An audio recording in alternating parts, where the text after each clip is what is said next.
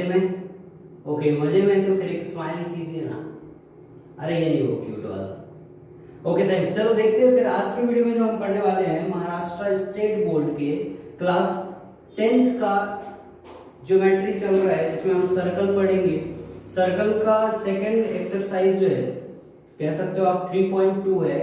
तो 3.2 का जो हम 3.1 ऑलरेडी कंप्लीट कर लिया है, उससे पहले 3.1 से पहले क्या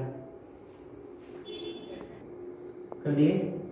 ठीक है, तो इसमें देखने वाले हम 3.2 एक्सरसाइज में देखने वाले हम 3.2 एक्सरसाइज का सॉल्यूशन सर्कल का कैसे सॉल्व करेंगे। ठीक है, तो पहला क्वेश्चन देखते हैं। उससे पहले मैं आपको 2 मिनट अगर कॉन्सेप्ट रिवाइज करेंगे तो देखो क्या होगा कि सर्कल, अगर एक सर्कल दूसरे सर्कल को टच कर रहा है, तो ये सर्कल मान लो इस सर्कल को टच कर रहा है। ठीक है, तो टच करने के 2 तरीके हो सकते हैं। ऐसे अगर टच हुआ एक सर्कल दूसरे सर्कल से, तो उसको हम बोलेंगे externally touching circle. Externally touching circle, basics में मैंने ये बताया आपको कि एक्सटर्नली टचिंग सर्कल और इंटरनली टचिंग सर्कल, मतलब इस चैप्टर से रिलेटेड ऑलमोस्ट आर्क छोड़ करके उससे पहले के जो भी बेसिक्स थे मैंने आपको बता दिया है पार्ट 1 में। तो एक्सटर्नली टचिंग सर्कल ऐसा होगा। तो अगर मैं इनके सेंटर की बात करूं कि डिस्टेंस बिटवीन 2 सेंटर क्या होगा, तो आप बोलोगे ये पहले सर्कल का रेडियस r1, ये दूसरे सर्कल का रेडियस r2। अगर मैं इन दोनों को ऐड कर दूं तो c1 c2 यानी डिस्टेंस बिटवीन देयर सेंटर आप फाइंड कर सकते हो। कैसे कि ये r1 पहले वाले सर्कल का रेडियस, r2 दूसरे वाले सर्कल का रेडियस, और इन दोनों का सम c1 और c2 क्या हो जाएगा? दोनों सर्कल का रेडियस c1 और c2 के बीच का डिस्टेंस मिल जाएगा अगर r1 प्लस r2 कर दोगे तो। मतलब c1 r1 plus r2 equal to distance between their center when circle is touching externally। Same इसी में एक चीज और है कि अगर सर्कल इंटरनली टच कर रहा है, सर्कल अगर इंटरनली टच कर रहा है, इंटरनली टचिंग सर्कल, अगर सर्कल इंटरनली टच कर रहा है, कैसे? तो ये वाला सर्कल हो गया और इसी सर्कल के अंदर एक ये दूसरा सर्कल हो गया। तो अंदर अंदर अगर दोनों सर्कल एक दूसरे को टच कर रहे हैं, that is called internally touching circle. तो अब अगर आपको दोनों के सेंटर के बीच का डिस्टेंस फाइंड आउट करना होगा तो आप क्या करोगे? ये और ये छोटे वाले का r1 हो गया और बड़े वाले का देखो यहां से आएगा ना, ध्यान से देखो, बड़े वाले का कहां से आएगा? यहां से आएगा r2। तो ये टोटल डिस्टेंस r2 और इतना हो गया r1। आपको पूछा गया कि centre, distance between their centre, तो C2 वाले का सेंटर यहां है, C1 वाले का सेंटर यहां है। तो अब एक बात बताओ कि C1 और C2 के बीच में कैसे फाइंड करोगे? तो आप बोलोगे कि ये टोटल रेडियस r2 है, उसमें से माइनस कर लेंगे ये r1, तो दोनों के बीच का डिस्टेंस आ जाएगा, distance between their centre. If circle is touching internally, the distance between their center is r2 minus r1, and if circle is touching externally, distance between their center is r1 plus r। आ रहा है समझ में? चलो अभी इस बात को हमने समझा, अब देखते हैं क्वेश्चन कैसे करेंगे। Two circles having radii 3.5 cm and 4.8 cm। 2 circle आपको कंस्ट्रक्ट करने की जरूरत नहीं, रफली आप शो कर सकते हो। आप एक सर्कल बना के पूरा 3.5 और इसके डायमेंशन आपको बनाने की जरूरत नहीं कि हमने आर्क लिया और इतना बड़ा बनाया है। ठीक है, सिंपल आप समझा रहे हो। इंटरनली टच कर रहा है, एक सर्कल हमने ये बना लिया। 4.8 सेंटीमीटर वाला सर्कल ग्रेटर होगा 3.5 वाले से, तो एक सर्कल हमने बना लिया और कंसीडर कर लेते हैं ये 4.8 है। दूसरा सर्कल हमने बना लिया कुछ इस टाइप से, अप्रॉक्स आप समझने के लिए बना सकते हो इस टाइप से। उस सर्कल से थोड़ा छोटा सर्कल बनेगा 3.5 का। ठीक है, अब इंटरनली टच कर रहा है, देखो इंटरनली टच किया है। अब मैं आपको बता चुका हूं पहले ही कि if circle is touching internally, distance between their centre is difference of their radii. तो बड़े वाले का सेंटर यहां है, यहां से रेडियस कितना है भाई इसका? 4.8। छोटे वाले का सेंटर यहां है, यहां से यहां कितना है भाई? 3.5। तो अब बताओ कि ये टोटल 4.8 है, ये इतना 3.5 है, तो ये बचा हुआ कितना हो जाएगा, यही तो है C1 और C2। हाँ, two circles having radii 3.5 centimeter and 4.8 centimeter touches each other internally। तो इंटरनली का ये डायग्राम मैंने बना दिया। Find the distance between their centre पूछा है। तो देखो कि ये वाला रेडियस किसका हो जाएगा, इस बड़े वाले सर्कल का, ये वाला रेडियस हो जाएगा इस छोटे वाले सर्कल का। अगर आपको इस बीच का डिस्टेंस निकालना है, इस बीच का डिस्टेंस निकालना है बाबू रे, तो आप आराम से नहीं बता सकते हो कि ये 4.8 टोटल है, उसमें से ये 3.5 चला जाएगा तो ये बच जाएगा। मतलब मैं लिख सकता हूं कि distance between their centre is equal to 4.8 minus 3.5, कितना आ गया 1.3 सेंटीमीटर है, तो आप यूनिट लिखेंगे सेंटीमीटर। ठीक है, कितना आसान क्वेश्चन था, बहुत आसान क्वेश्चन है, आप बस थोड़ा सा फोकस करो। ठीक है, फर्स्ट क्वेश्चन हो गया आपका, सिर्फ आपको सब्ट्रैक्ट करना है। देखते हैं क्वेश्चन नंबर 2 कैसे करेंगे। क्वेश्चन नंबर 2 देखते हैं। To circles of radii 5.5 centimetre, radii मतलब रेडियस का प्लूरल है तो रेडियाई बोलते हैं, दो रेडियस ले रहे ना इसलिए प्लूरल फॉर्म यूज कर रहे हैं। To circles of radii 5.5 centimetre and 4.2 centimetre touch each other externally.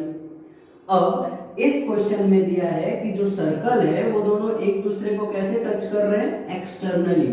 तो एक 5.5 का है, थोड़ा सा बड़ा बना लेंगे इससे, एक मिनट,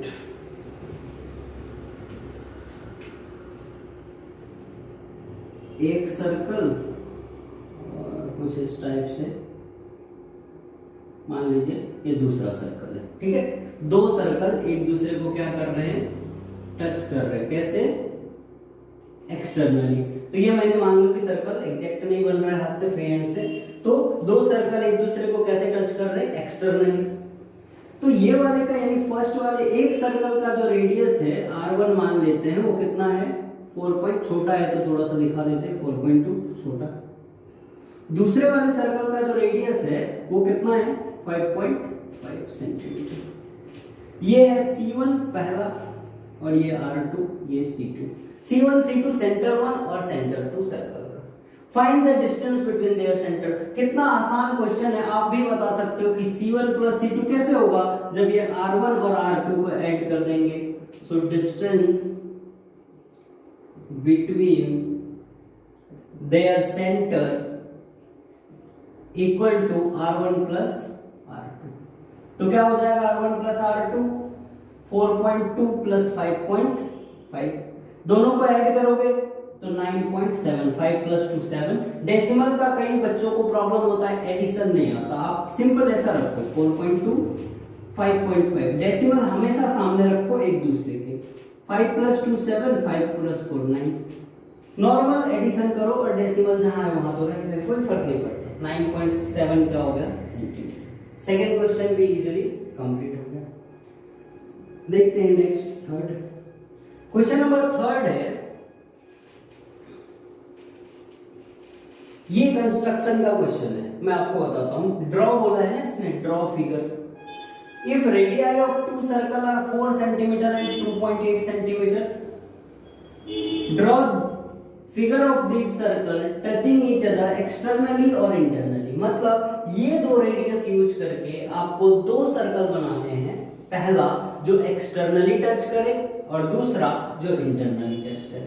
तो 4 सेंटीमीटर रेडियस है तो एक सर्कल आप 4 का बना लो। कैसे बनाओगे, राउंडर और पेंसिल की हेल्प से। स्केल पे, ये स्केल है आपका 1 2 3 4, यहाँ पे राउंडर से 4 का मेजरमेंट लो और एक सर्कल ऐसा बना दो, तो एक सर्कल बन गया। पहला हम बना रहे क्या, एक्सटर्नली टचिंग बना रहे, तो एक सर्कल आपका कितने का बन गया 4 सेंटीमीटर का। अब 2.8 सेंटीमीटर बोला है उसने, 2.8 सेंटीमीटर। क्या करेंगे, इस सर्कल के सरकमफेरेंस पे कहीं से भी हम एक डिस्टेंस ले लेंगे, कितना 2.8। फॉर एग्जांपल मैंने इतना ले लिया 2.8। कोई प्रॉब्लम नहीं, कहीं से भी, कहीं भी, यहाँ पे कहीं भी नहीं। यहाँ पे मैंने राउंडर रखा, ये पेंसिल का टिप और ऐसा घुमा दिया हमने, तो दूसरा सर्कल बन जाएगा। ये फिगर में थोड़ा बड़ा दिख गया है पर दूसरा सर्कल बन जाएगा। आपको लेना है इस सरकमफेरेंस के ऊपर, इस सरकमफेरेंस के ऊपर आपको कितने के पॉइंट, कितने के लेने हैं, 2.8 का ये डायमेंशन लेना है। यहाँ पे राउंडर रखना है यहाँ पे और पेंसिल से घुमा देना है, तो एक्सटर्नली टचिंग सर्कल ये बन जाएगा आपका। सिमिलरली इंटरनली टचिंग के लिए क्या करोगे आप, ये ऐसी सेम बनाएंगे। इंटरनली टचिंग के लिए ये बना लिया सर्कल, कितने का, 4 सेंटीमीटर का। इंटरनली टचिंग बनाना है 2.8 ये वाले पॉइंट से, जहां पे ये लाइन रेडियस एक ड्रॉ करो और ये पॉइंट से 2.8 के डिस्टेंस पे कट लगाओ। राउंडर से स्केल पे 2.8 का डिस्टेंस लेना, एक कट मान लो यहां लग रहा है, लगा लिया। यहां पे रखेंगे राउंडर और सॉरी यहां पे रखेंगे राउंडर और ऐसा एक सर्कल घुमा देंगे, हो गया इंटरनली टचिंग सर्कल। तो ये इजी है, आप कर लोगे। आज मुझे लग रहा है कि आप समझ गए होंगे, ठीक है, ओके। चलो नेक्स्ट देखते हैं क्वेश्चन नंबर 4। फिफ्थ क्वेश्चन है, थोड़ा टफ लगेगा आपको पर एक्सप्लेन करता हूं मैं, आई होप कि आपको समझ आएगा। देखो क्वेश्चन 4 क्या है। इन the given figure circle with centre P and Q touches each other eight R। ये जो गिवन फिगर है इसमें ये P और Q जो लाइन है वहां पे दो सर्कल टच हो रहे हैं, किस पॉइंट पे, R पे। दो सर्कल है, एक का सेंटर P है, एक का सेंटर Q है और वो दोनों सर्कल एक दूसरे को R पॉइंट पे टच कर रहे हैं। A line passing through R meets circle A at B। R से एक लाइन पास कर रही है, ये वाली लाइन जो पहली वाली सर्कल को A पॉइंट पे मीट कर रहे हैं एंड B रिस्पेक्टिवली, और दूसरी ये जो लाइन है वो दूसरे वाले सर्कल को B पॉइंट पे मीट कर रहा है। Okay, prove that segment AP perpendicular to segment BQ। मतलब आपको प्रूफ क्या करना है, ये जो ब्लू लाइन से मैं बना रहा हूं वो प्रूफ करना, मतलब ये और ये। AP to prove AP parallel to BQ, AP parallel to BQ proof करना है। कैसे पैरेलल प्रूफ करें, मैं आपको एक हिंट देता हूं कि अगर ये लाइन पैरेलल होंगे और ये ट्रांसवर्सल बनेगा AB, तो देखो ना ये एंगल और ये एंगल इक्वल आएगा अल्टरनेट इंटीरियर से। तो कैसे हम कह सकते हैं, तो पहले हमें एंगल ढूंढने पड़ेंगे कि इक्वल कैसे दिखाऊं, ठीक है। तो चलो प्रूफ करते हैं, आराम से समझना। सबसे पहला काम हमारा होगा कि हम प्रूफ करते हैं। देखो क्या प्रूफ करेंगे,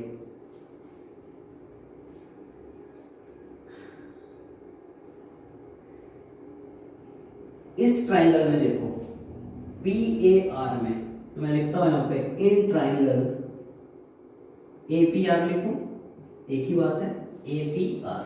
इन triangle APR AP equal to PR।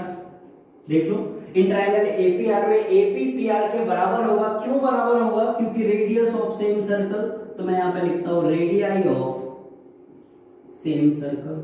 बोलो, अब अगर साइड इक्वल है ट्राइंगल का तो आप बोल सकते हो कि इस साइड के ऑपोजिट का ये एंगल, इस साइड के ऑपोजिट का ये एंगल इक्वल होगा। आपने पढ़ा है ना कि if a triangle having equal sides their angles are also equal. ये और ये इक्वल होगा अगर ये दोनों साइड इक्वल है तो सेम लॉजिक से यहाँ पे अगर AP बराबर है इस PR के तो इसके ऑपोजिट एंगल इक्वल होंगे। तो मैं यहाँ पे लिख सकता हूं कि angle PAR equal to angle ARP। और ये कैसे लिख रहा हूं, तो angle opposite to equal sides are equal. Angle opposite to equal sides are equal. जो एंगल है वो ऑपोजिट है किसे, इक्वल साइड के, तो उसके एंगल क्या होंगे, इक्वल, राइट, ठीक है।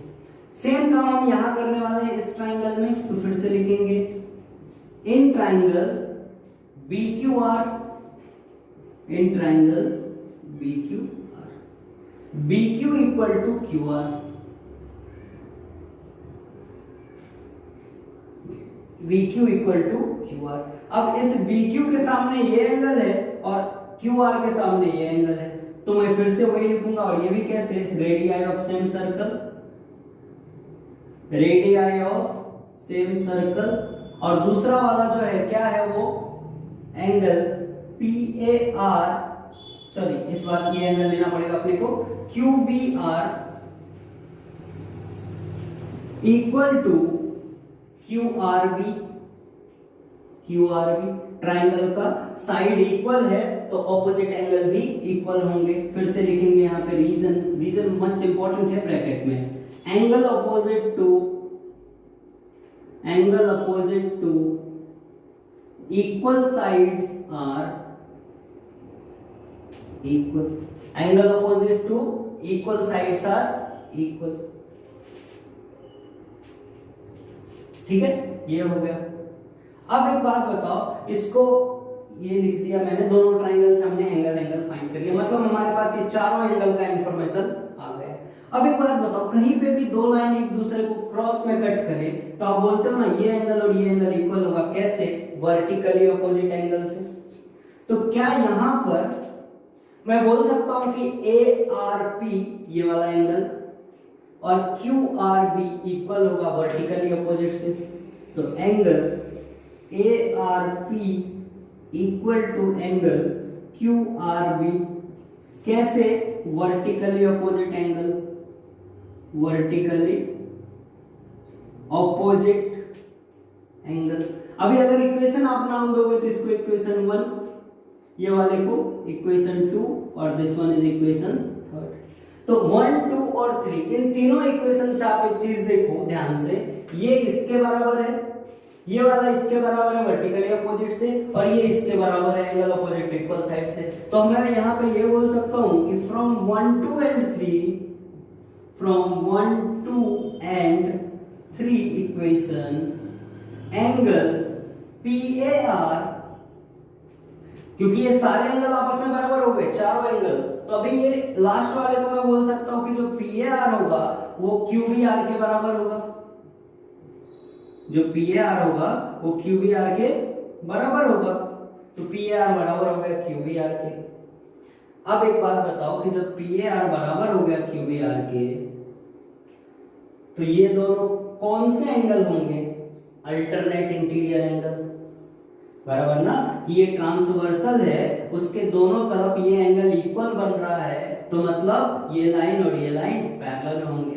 तो लिख सकते हैं देयरफॉर, या फिर ये लिखोगे since PAR and QBR form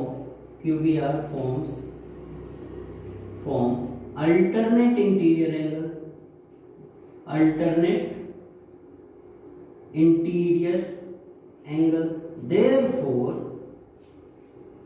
AP parallel to QB, ये आपको पहला क्वेश्चन प्रूव करना था कि segment AP parallel to segment BQ, या QB बोलो या BQ बोलो, एक ही बात। आया समझ में? आई होप कि आपको समझ में आ रहा होगा। पहला काम क्या करना है, दो ट्राइंगल लिए, दोनों के ऑपोजिट एंगल को इक्वल देखा है, वर्टिकली अपोजिट से इक्वल देखा है, फिर ये चारों एंगल, ये और ये चारों इक्वल हो गए। अब चारों एंगल इक्वल है तो मैं बोल सकता हूं कि ये और ये अल्टरनेट फॉर्म कर रहे हैं, तो अल्टरनेट फॉर्म कर रहे हैं, देयरफॉर ये लाइन पैरेलल हो गई, राइट। चलो सेकंड क्वेश्चन देखते हैं इसी का। सेकंड क्वेश्चन में क्या बोला है कि ट्राइंगल APR, मतलब ये वाला ट्राइंगल, और RQB, मतलब ये जो दूसरा ट्राइंगल है, ये दोनों ट्राइंगल को आपको क्या बताना है, सिमिलर बताना है। APR और RQB को सिमिलर बताना है। तो एक तो आपको ये समझ आया कि ये एंगल वर्टिकली अपोजिट होगा, तो मैं लिखूंगा क्वेश्चन 2 में, in triangle APR and QBR, APR and BQR बोल लो, BQR, angle ARP equal to angle B R Q. कैसे? Vertically opposite, VO vertically opposite angle. ठीक है। सेकेंड पॉइंट जो यहां हमने प्रूव किया फ्रॉम 1 2 एंड 3 से, तो angle P A R equal to angle B Q B R, Q B R, P A R equal to Q B R. कैसे? Prove above.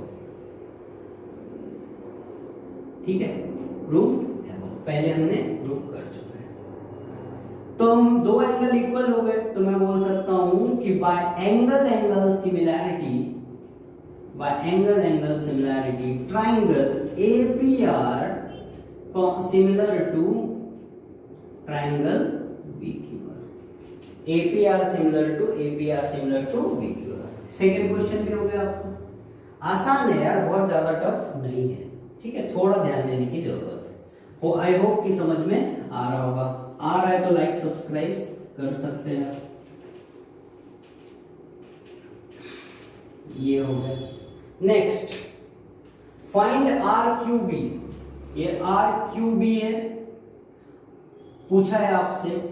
अगर PAR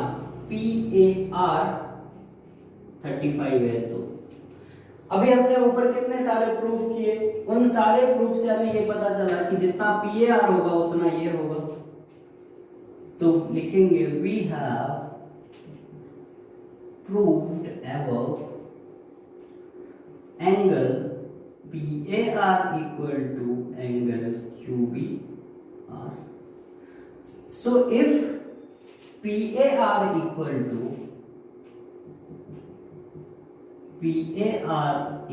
to 35 degree, therefore QBR equal to 35 degree. So in triangle QBR,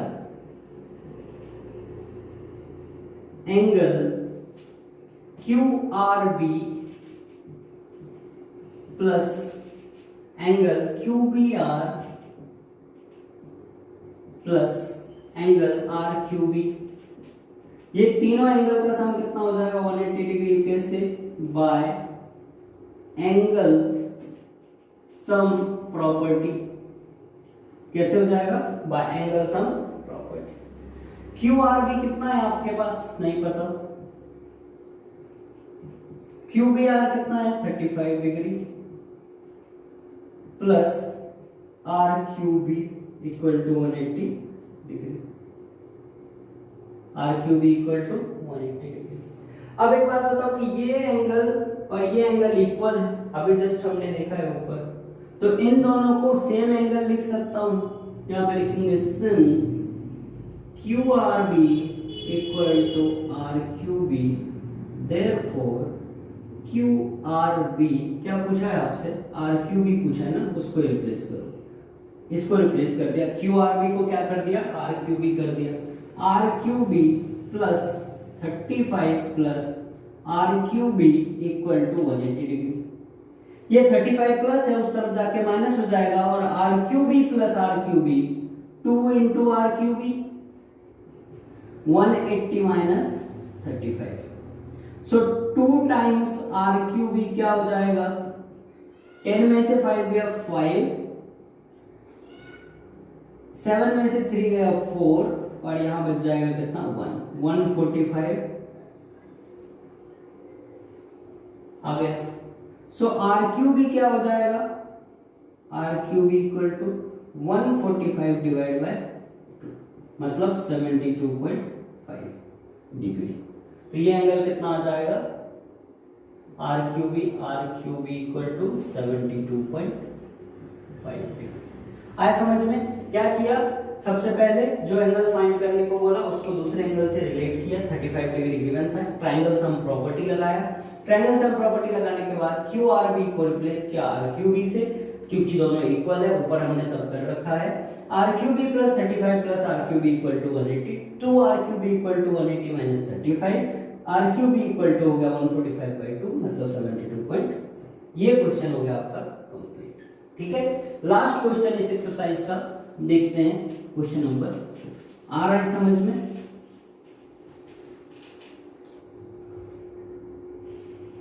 question number 5 in the given figure the circle with centre A and B touches each other at A. दो circle है, दोनों एक दूसरे को कहां पे touch कर रहे हैं? ई पे। Line L is common tangent with which touches the circle C and D.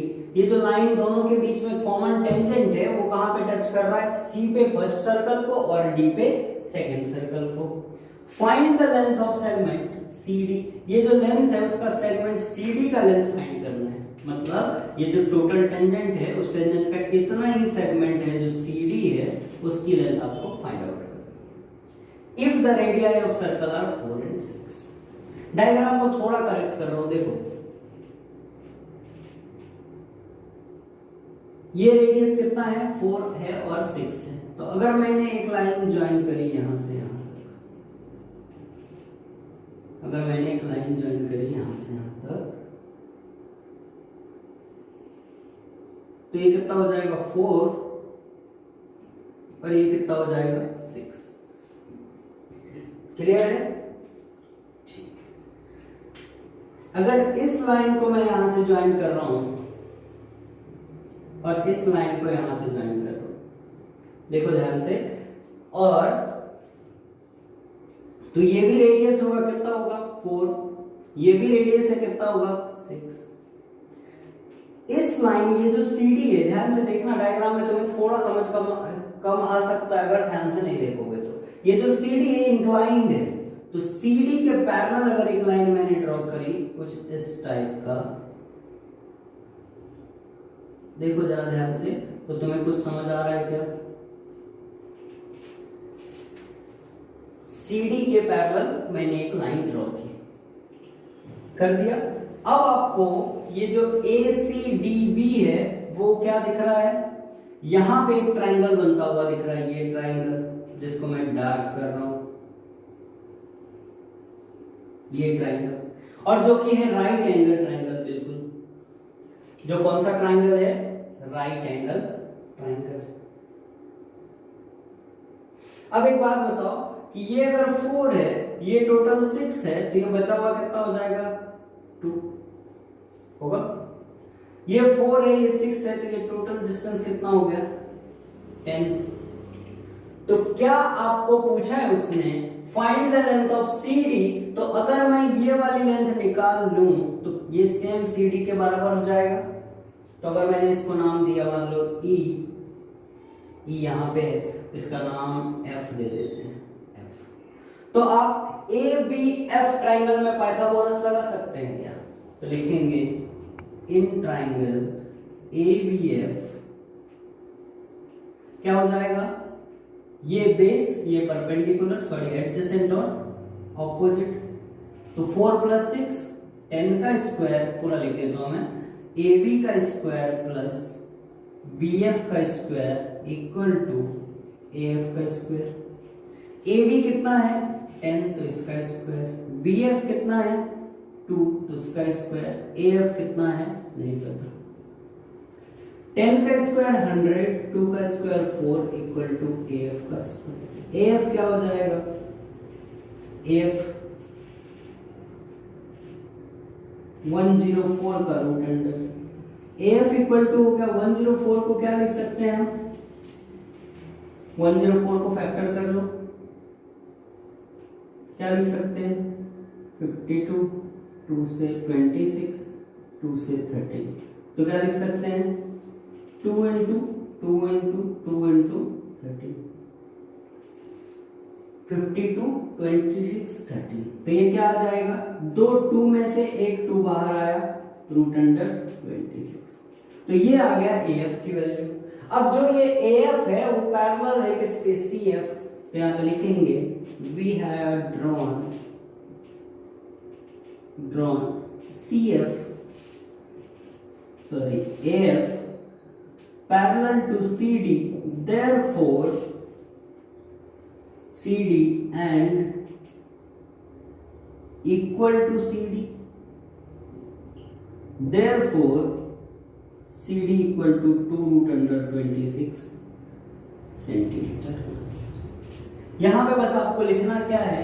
Draw a line AF parallel to CD and join AB, AC, AB, AC and AF, AB, AC and AF। ये बन गया। आपको बस just join करना है, CD ऐसा था उसके पैरेलल एक AF ज्वाइन किया ताकि एक हम पैरेललोग्राम जैसा फॉर्म कर पाए। तो वैसा किया। ये वाला 4 था, ये टोटल 6 था, तो 6 में से ये 4 इतना निकाल लिया क्योंकि पैरेललोग्राम के ऑपोजिट साइड कैसे होते हैं, इक्वल। तो अगर ये 4 है, ये 4 हो जाएगा, तो बचा हुआ कितना हो गया 2। पैरेललोग्राम के ऑपोजिट साइड इक्वल होते हैं, तो ये CD है और ये AF है, तो AF और CD इक्वल होगा। तो आप वो भी लिख सकते हो कि opposite side of parallelogram are equal, therefore AF and CD are equal, तो CD इक्वल टू 2√26। आया समझ में? तो ये सॉल्व करना है, बस आपको यहाँ पे पाइथागोरस लगाना है, बाकी और कुछ नहीं करना। ठीक है, आई होप कि समझ में आया होगा। चलो फिर मिलते हैं नेक्स्ट वीडियो में। Thank you.